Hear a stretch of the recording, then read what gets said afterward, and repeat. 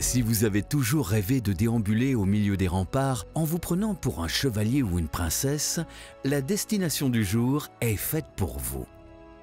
Située en Seine-et-Marne, à 80 km de Paris, la cité médiévale de Provins attire près d'1 million de visiteurs par an, notamment grâce à ses fêtes médiévales, ses animations de rue, ses défilés et ses spectacles. La porte de ces remparts fait office de machine à remonter le temps et vous propulse directement au Moyen-Âge. C'est Morgane Blanc, guide conférencière de la ville de Provins, qui vous accueille pour ce voyage insolite. C'est une ville médiévale qui a un attrait touristique vraiment incroyable avec ses monuments authentiques 12e, 13e siècle, donc avec les monuments incontournables, Grand Jodime, Tour César, ses remparts. Donc on voyage au cœur du Moyen-Âge, ici à quelques kilomètres de Paris. Du milieu du XIIe siècle jusqu'à la fin du XIIIe siècle, Provins est la troisième ville la plus importante du royaume de France. Et depuis près d'un millénaire, la ville est restée la plus authentique possible. Installez-vous confortablement pour vivre la vie de château.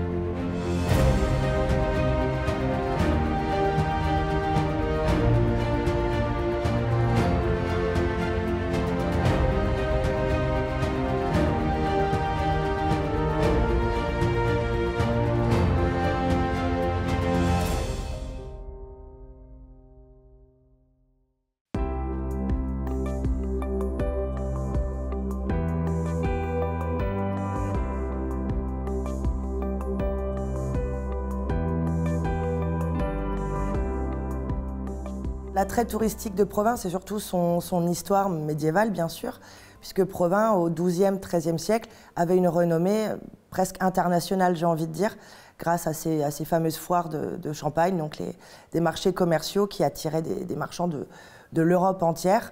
Et donc, cette ville a eu une renommée vraiment internationale au niveau du commerce, mais aussi au niveau de la puissance militaire, puisque le comté de Champagne et donc du coup Provins, sa capitale, était l'une des seigneuries les plus riches du royaume. Et donc voilà, c'est ce qui attire aujourd'hui les gens, donc son histoire surtout 12e, 13e siècle. Provins est une ville de fondation médiévale. C'est pas comme d'autres villes où c'est une ville qui s'est développée après l'Antiquité, qui a continué à se développer à l'époque médiévale. Non, nous, Provins, apparemment, selon les historiens, ce serait une ville donc fondation mérovingienne, 5e, 6e siècle, qui se serait développée sur le plateau Briard, le bout du plateau Briard, où se trouve donc la ville haute de Provins. Et elle va prospérer petit à petit sous l'impulsion des comtes de Champagne, qui au départ vivaient à Troyes, et donc va augmenter sa notoriété au fur et à mesure de l'histoire. Et c'est à partir du XIe, XIIe siècle que les comtes vont vraiment s'intéresser à Provins, à son emplacement stratégique au cœur de l'Europe et au cœur du comté de Champagne, vont y développer donc les foires. Et ça va donc donner sa notoriété surtout XIIe, XIIIe siècle, où Provins va quand même devenir la troisième ville la plus riche du royaume, après Paris et Rouen. Donc ensuite, la notoriété va continuer d'augmenter jusqu'au début du XIVe siècle à peu près, jusqu'au mariage du roi de France avec la dernière héritière du comté de Champagne. Là, ça va un peu sonner la fin de l'âge d'or de Provins et du comté de Champagne. Après, pendant quelques siècles, pendant 3-4 siècles, jusqu'au XIXe, la ville va un peu perdre en notoriété. Et c'est l'arrivée des romantiques, des artistes littéraires romantiques au XIXe, ces artistes vont permettre de redorer un peu la ville de Provins et de lui redonner un peu ses lettres d'or, on va dire. Voilà. Et après, le tourisme au XXe siècle va permettre de faire exploser la notoriété de cette ville.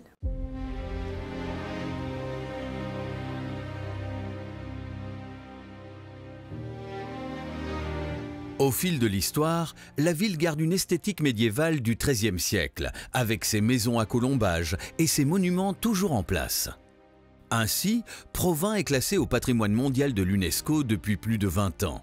Ce classement permet à la ville de protéger et de mettre en valeur un patrimoine exceptionnel, grâce à des subventions contribuant à la restauration et l'entretien des monuments.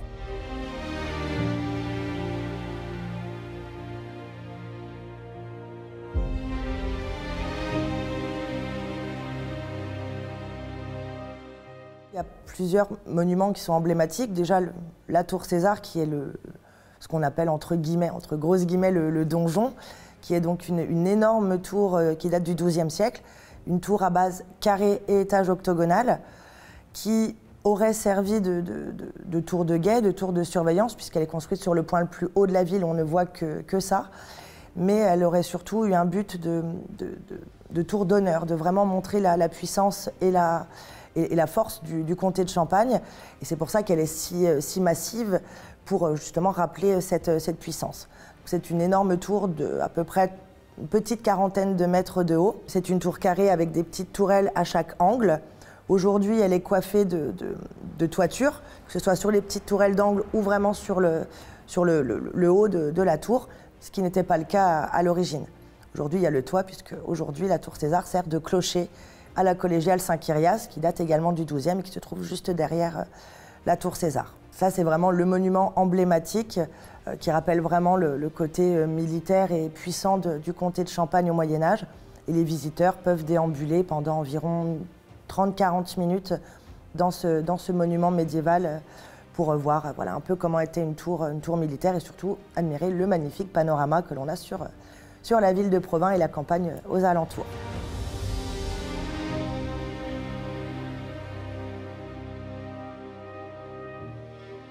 Si les premiers éléments qui attirent l'attention des visiteurs se trouvent en extérieur, comme cette magnifique collégiale Saint-Kyrias de Provins, construite au XIIe siècle, des endroits tout aussi magiques se cachent à l'intérieur des bâtiments de la ville.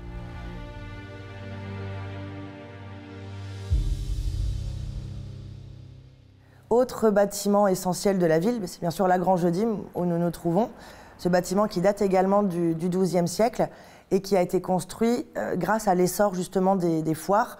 Comme il y avait de plus en plus de marchands qui venaient dans la ville, on avait besoin d'un lieu un peu central où les marchands pouvaient se retrouver, pouvaient louer des échoppes, accueillir leurs clients et vendre leurs marchandises. Donc ce bâtiment est vraiment, voilà, c'est un peu comme le supermarché du Moyen-Âge, entre guillemets. C'est aussi un bâtiment incontournable de l'histoire de la ville.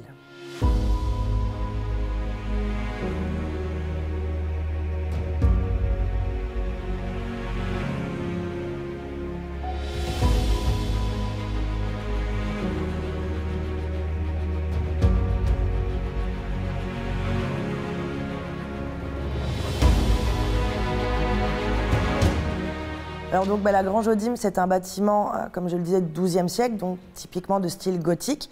C'est pour ça qu'on retrouve un plafond avec des voûtes en croisée d'ogive, donc un peu ce qu'on peut retrouver dans certaines églises.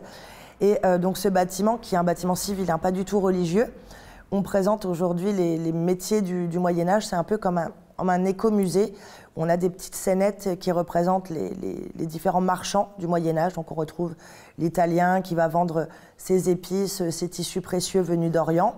On retrouve bien sûr le marchand provinois qui vend des tissus, le drap, le fameux drap Nair de Provins qui a fait la réputation aussi de la ville. On retrouve le marchand flamand qui va vendre des fourrures. On retrouve également le changeur de monnaie, l'ancêtre du banquier. Et également en salle basse, puisqu'il y a plusieurs niveaux à visiter dans ce bâtiment. On retrouve plutôt en salle basse les artisans de l'époque médiévale. Le carrier, le tailleur de pierre, les tisserands, le parcheminier, etc. Donc ça permet vraiment aux visiteurs de rentrer dans la vie quotidienne des gens du Moyen-Âge en voyant les différentes marchandises qu'on pouvait trouver et aussi les différents vêtements, la différence entre les vêtements plus bourgeois, d'autres plus pour les artisans, les différences de couleurs, etc. Donc c'est vraiment un voyage vraiment dans la vie quotidienne du Moyen-Âge. La magie d'une ville aussi ancienne, c'est sa capacité à toujours nous surprendre. Les visiteurs peuvent monter tout en haut de la tour Provins, faire le tour des remparts et visiter la Grange d'Hymne, mais ont également l'opportunité de parcourir les dessous de cette cité médiévale. Comme monument incontournable à découvrir, il y a aussi nos souterrains, parce que Provins est quand même une ville qui compte une dizaine de kilomètres de souterrains, répartis sous la ville haute et aussi la ville basse. Alors ces souterrains sont de différentes époques.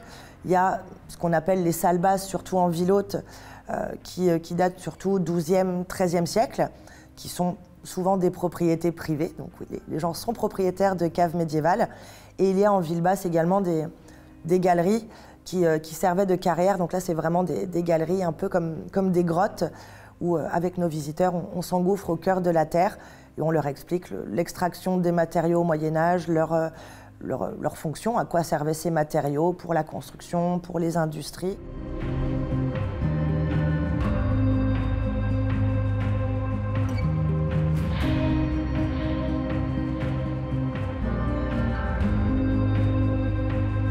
Alors donc nous sommes ici dans la salle basse de l'Hôtel-Dieu de Provins, qui est un ancien hôpital qui nous sert aujourd'hui uniquement de salle d'accueil de nos visiteurs, de salle un peu d'attente avant le départ des visites. Et comme ça nous permet de rentrer après directement dans les galeries des souterrains. Donc ces galeries qui datent du Moyen-Âge, qui datent quand même de l'an 1000 à peu près, qui ont été creusées autour de l'an 1000 et qui servaient de carrières de craie, qui servait en construction pour les mortiers, mais aussi de sable, d'argile pour l'industrie de la poterie, bien sûr, et surtout la fameuse terre à foulon, donc cette fameuse terre un peu argileuse qui servait au nettoyage et au dégraissage des fameux draps de laine que l'on crée ici à Provins au Moyen-Âge. Donc les souterrains de Provins, il y a environ une dizaine de kilomètres répartis sous la ville haute et la ville basse, et nous, avec nos visiteurs, on fait découvrir uniquement 250 mètres de souterrains de la ville basse, donc de ces anciennes carrières de craie et de sable. Alors les souterrains, après l'arrêt de l'activité de carrière, on va les réhabiliter en cave à vin. En fait, on va louer les caves à des marchands qui viennent y stocker leurs bouteilles, comme en témoignent les graffitis qu'on peut voir un peu partout. Alors là, c'est l'un des mieux conservés, qui nous prouve vraiment cette activité de cave à vin, puisqu'on a les graffitis, on a le nombre de bouteilles, puisqu'on a même les abréviations BLLES, abréviation de bouteilles. Donc on sait le nombre de bouteilles qui étaient stockées à une date donnée, donc ça date pas d'hier, puisque ça date quand même du 2 janvier 1860. Donc on a toutes ces infos-là, on a même l'info du type de vin qui était contenu dans ces bouteilles. On le voit ici, c'est marqué Centenay 1858. Donc le Centenay qui est un vin de Bourgogne. Ces graffitis, là, les livres de compte sont faits au fusain. Et on a même parfois les noms des marchands de vin qui sont notés sur les plafonds des galeries. Donc en général, à la fumée de la bougie, on utilisait les flammes et les fumées des bougies pour écrire les noms et pour un peu privatiser les galeries. Si les lieux disposent d'une fonction professionnelle, notamment pour les marchands de vin, les souterrains sont également utilisés à des fins plus mystiques. Alors là, nous sommes dans le cabinet de réflexion. Donc un cabinet de réflexion, c'est en rapport avec la franc-maçonnerie. C'est une pièce qui est liée à l'initiation à la franc-maçonnerie. Et on voit qu'elle est entièrement peinte en noir. Tous les murs sont recouverts par un enduit de couleur noire. Donc c'est les francs-maçons vraiment qu'on peint. C'est pas parce qu'il y a eu des feux qui ont été faits ici. C'est vraiment artificiel. Et cette couleur noire, elle représente en fait la pénombre intellectuelle. Puisque le rite initiatique à la franc-maçonnerie, c'est un peu un voyage spirituel qui part toujours des souterrains, donc du noir, de la pénombre, et qui mène petit à petit vers l'extérieur, vers la lumière du soleil. Donc on quittera ce noir, cette pénombre, pour rejoindre l'extérieur, sortir des souterrains et rejoindre donc la connaissance universelle à la fin du rite initiatique. Donc là, il restait quand même enfermé une douzaine d'heures environ. Jusqu'à une douzaine d'heures en tout cas. Ce cabinet de réflexion, il a été aménagé lors de la création de la première loge maçonnique de Provins en 1783-1784 et elle n'est bien sûr plus utilisée aujourd'hui depuis, il me semble, le début du XXe siècle. On ne l'utilise plus aujourd'hui, ils ont leur nouveau temple avec leur nouveau cabinet de réflexion. Voilà, donc on ne vient plus ici depuis déjà quelques années.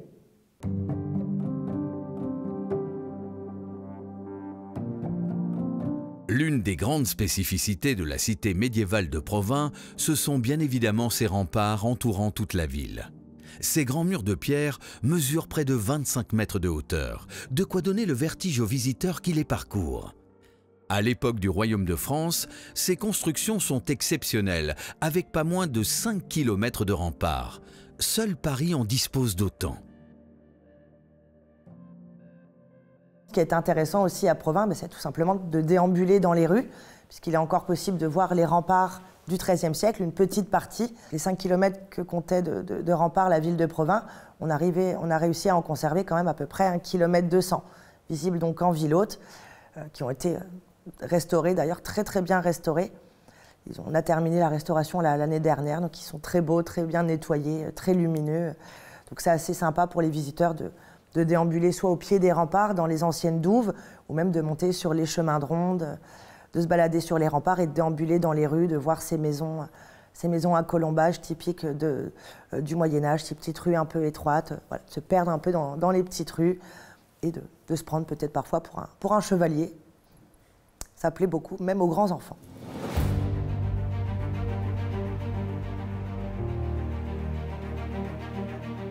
Pour prolonger cet émerveillement, petits et grands peuvent profiter de spectacles inédits proposés au sein de la cité médiévale de Provins. Tous les jours, et quelle que soit la météo, il est possible d'assister à la légende des chevaliers, une représentation de 45 minutes avec sa tribune couverte. Alors, vous êtes arrivé à Provins et le spectacle s'appelle La légende des chevaliers. Et où on va vous faire plonger à l'époque médiévale, à l'époque de Thibaut IV, comte de Champagne, emblématique pour la ville de Provins, de Blanche de Cassis, personnage bien connu, et Jean de Bréban, Anguénufle et quelques personnages plus locaux qu'on a décidé de mettre en vie pour raconter l'histoire.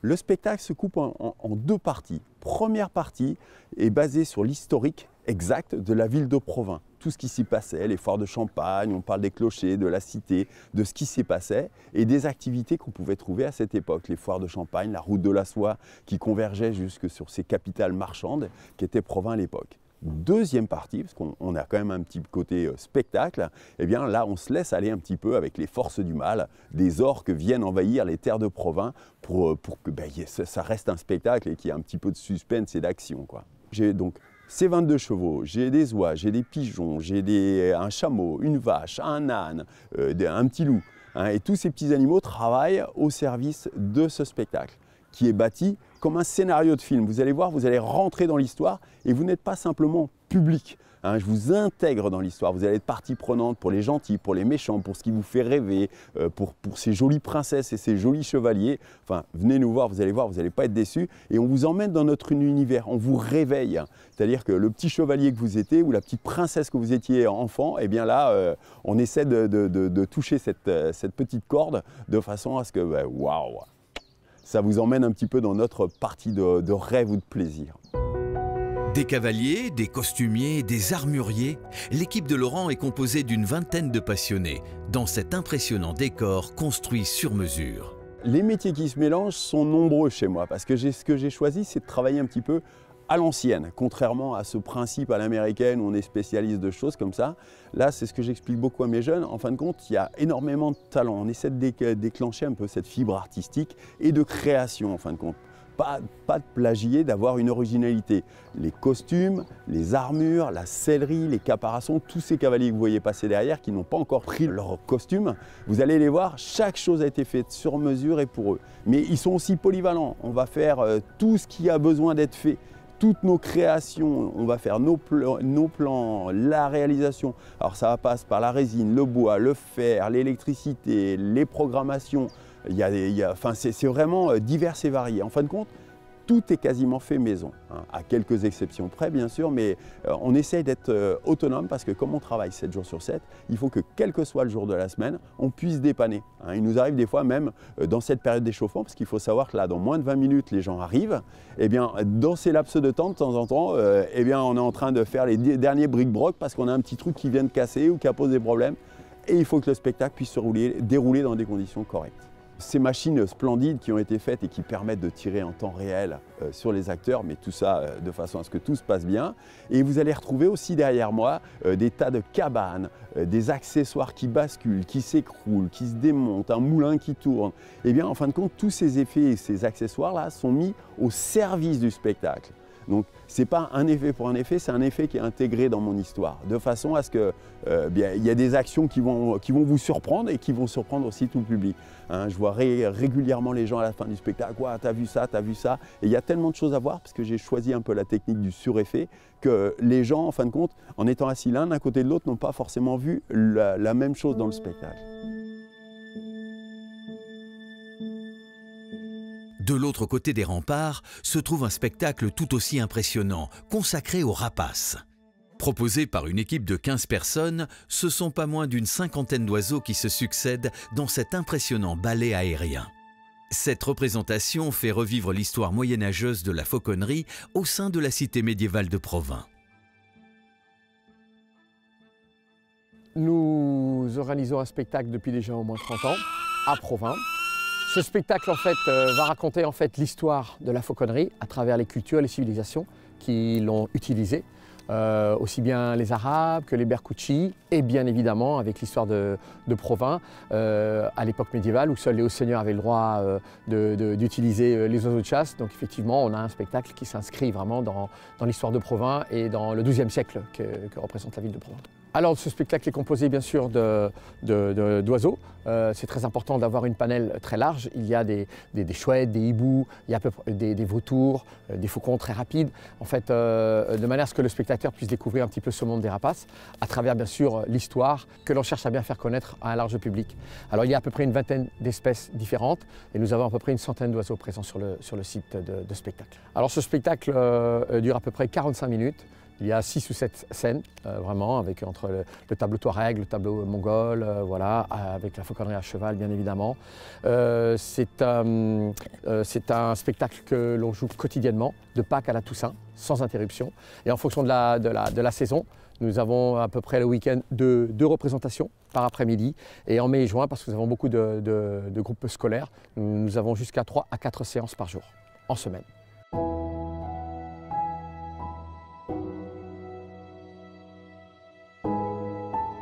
La visite de la cité médiévale de Provins peut également se faire tranquillement, en flânant dans les magnifiques ruelles de la ville, à la découverte de restaurants ou d'artisans.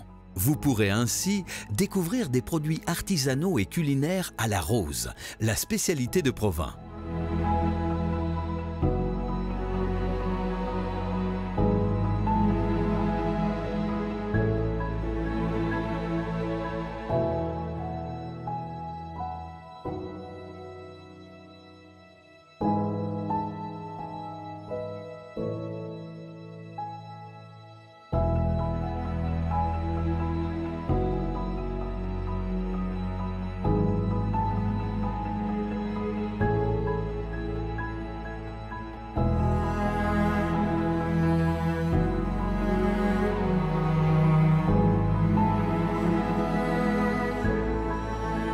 Si vous êtes amateur de street art, vous connaissez sans doute l'artiste ayant pour pseudonyme C215, travaillant à l'aide de pochoirs. Christian Guémy, de son vrai nom, aime quand son art se confond avec son environnement. Ainsi, c'est une insolite rencontre du street art et du patrimoine médiéval qui s'opère dans les rues de Provins. Au début des années 2020, C215 réalise 21 œuvres parsemées dans toute la ville.